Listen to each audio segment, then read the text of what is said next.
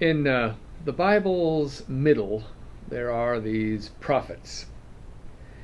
And the prophets have kind of a broad theme of social justice. That's the kind of the focus, and then they each have their own bent.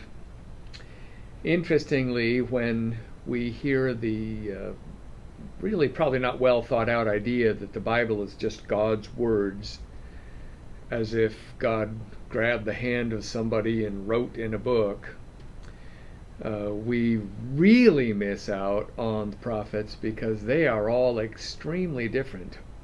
And God speaks in the Isaiah witnesses way different than God speaks in the ones in Jeremiah or Ezekiel or Daniel or you name it.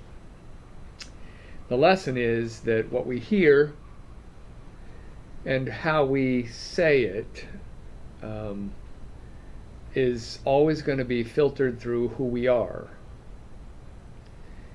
And some of the prophets had lived through horrific violence. You can feel it. You can feel it in the book of Jeremiah. You can feel it in the book of Ezekiel.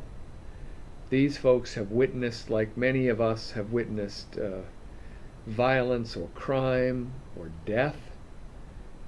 Like those of you who are veterans who might have been in actual combat have witnessed those kind of nightmare experiences where someone is shot or blown up. These folks had a terrible life sometimes, and it shaped who they were, and that shaped how they heard the voice of God, and then how they told it.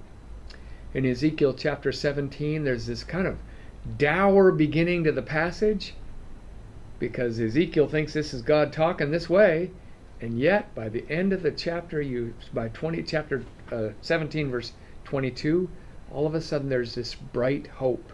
In the middle of describing utter tragedy, there's this bright hope. However Ezekiel was hearing the voice of God, that voice kept coming back to hope, to rebuilding. It's a good theme for us right now, isn't it? However you hear the voice of God, from who you are, I hope you know that voice is saying, we are rebuilding, you and me, and all of us, because we're loved first.